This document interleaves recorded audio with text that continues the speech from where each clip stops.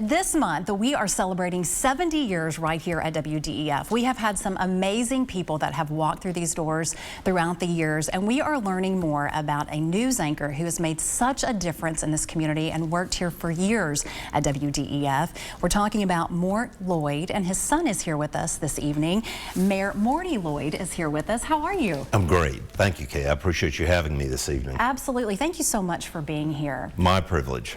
Well, let's go back a few years. Yeah. Your father was such a big influence here in Chattanooga and made such a big difference. Tell us a little bit about his career. You were very young when he was a news anchor here. I was. Well, as a matter of fact, when he started, he was Chattanooga's very first television anchor, and he was with Channel 3 when they were on Macaulay Avenue.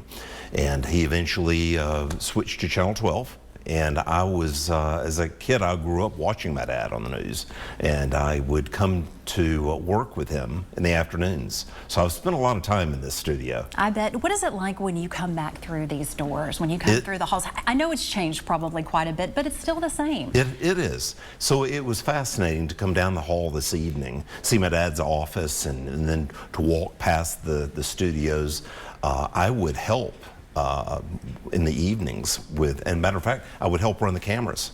And I was 9 years old when I got a chance to operate the camera by myself. And I'm sure you thought it was amazing. I did. I thought that was such a big deal, but cameras were so much bigger back then.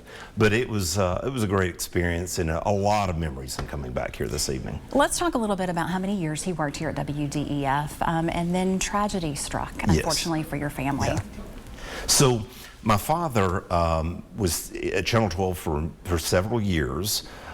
He felt the call to get into politics. And with the Watergate scandal going on and so much bad news for the United States, he felt very strongly that he needed to run for the United States Congress. And so he stepped down, he retired from broadcasting, and got into politics. And then he won the primary election. A week later was killed in a plane crash. Very sad, I know, for you and your family. And he was such a talented man and made such a difference and died at such a young age. He was only 43. Yes. So my father loved aviation. That's still very much in my blood. He loved aviation and flew frequently.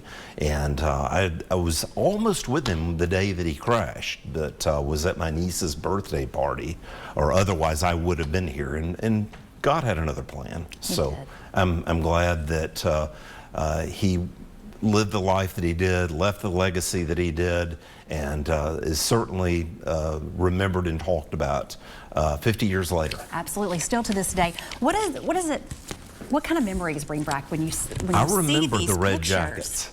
I do. I remember the red jackets. That picture was taken at Level Field, and that's where we kept our plane. And so I spent a lot of time there as well. And we have another iconic photo I will show our viewers at home as well.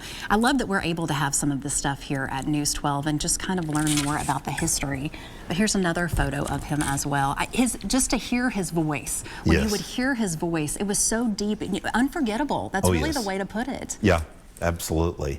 And back when he had hair, and he eventually, before it really became trendy to be bald, he was bald. And he shaved his head with a receding hairline. I figured out why he did it. Well, he was amazingly talented and just a wonderful person, and I've heard so many wonderful things about what he did here in Chattanooga.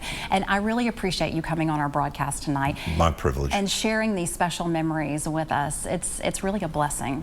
Well, thank you, thank you. My father loved broadcasting. He would, after he picked me up at school, we would come here. He would have some quiet time. He would read through the broadcast, the evening broadcast, and he would write a poem every evening for John Gray, the weatherman. He always had a little rhyming poem that he would lead into the weather forecast with. So every evening he would write a special poem. So he would do that. Meanwhile, I was running around here doing oddball projects. I understand how that goes. I have a 10-year-old son too. Sometimes he's running around here as well. But it's special memories for them. Yes, very much so. Yes, all right. Thank you so much for coming on the broadcast. Thank you so much, Kay. If you would like some more information about this interview, please go to our website, folks, at WDEF.com.